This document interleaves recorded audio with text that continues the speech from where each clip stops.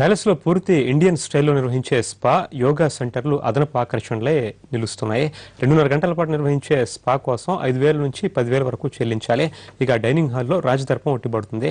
ఇక్కడ ఒకసారి భోజనం చేస్తే అది జీవితాంతం గుర్తుంటుంది అంటారు. ఫలక్నామా అంటే ఆకాశ దర్పణం అని అర్థం. చార్మినార్ కి 5 కిలోమీటర్ల దూరంలో 2000 అడుగుల ఎత్తైన కొండపై నిర్మించారు.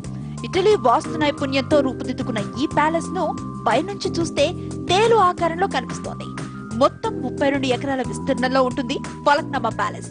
6వ నిజాం నవాబు మీర్ మహబూబ్ అలీ ఖాన్ హయాంలో ఆనాటి హైదరాబాద్ ప్రధానమంత్రి పాయగా వంశస్థుడు సర్వికార్ ఉల్ ఉమ్రా నిర్మించారు సుందర భవనాన్ని.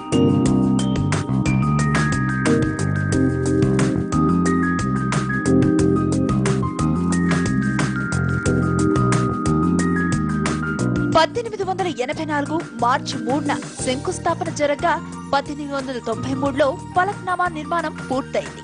అప్పట్లోనే దీని నిర్మాణానికి లక్షలాది రూపాయలు ఖర్చయ్యాయి. ఈ అందాల భవంతి నిర్మాణానికి ఖజానా మొత్తం ఖాళీ అయిందని కూడా చెప్పుకుంటారు. ఈ సుందర భవనాన్ని ఉమ్రా 1895లో మీర్ మహబూబ్ అలీ ఖాన్ కు బహుమానంగా ఇచ్చారు. 1898లో నిజాం నవాబు ఫలక్నామా ప్యాలెస్ ను తన గెస్ట్ హౌస్ గా మలుచుకున్నారు. ప్యాలెస్ కు స్వాగత తోరణంగా ఉన్న కమాన్ ను ప్రస్తుతం ఫలక్నామా ఆర్టీసీ బస్ డిపోకు ప్రవేశ ద్వారంగా మార్చారు.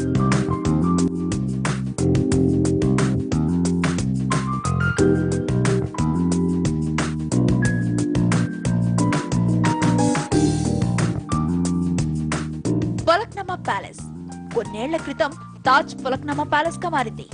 7వ నిజాం మనవడు ప్రిన్స్ ముఖరామ్ జా ఆధీనంలో ఉన్న ఈ ప్యాలెస్ ను తాజ్ గ్రూప్ నకు లీజ్ కిచ్చారు. దీంతో శుభకార్యాలు, బోర్డు సమావేశాలు, విందులు, వినోదాలకు ఈ ప్యాలెస్ వేదికవుతోంది. హైదరాబాద్ నగరంలోని అత్యంత ఖరీదైన హోటళ్లలో ఫలక్నామా ప్యాలెస్ కూడా ఒకటి.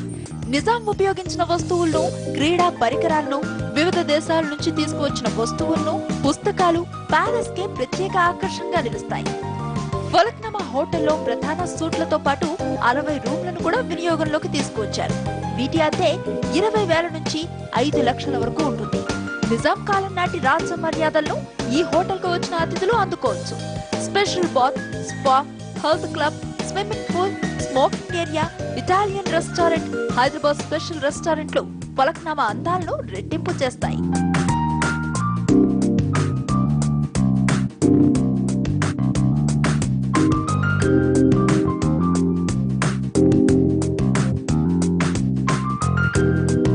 ఇక్కడి ఆతిథ్యం అద్వితీయం చేయటంలో భాగమయ్యాయి. నిజాం నవాబుతో పాటు బేగం ఉపయోగించిన పరికరాలను సైతం ప్రదర్శనకు వచ్చారు. నిజాం ఉపయోగించిన టేబుళ్లు, కుర్చీలను వాడుకుని అతిథులు ఆనాటి జీవన శైలిని ఎంచక్కా అనుభూతి చెందవచ్చు. ఇది వాటి ఫోకస్. నమస్కారం.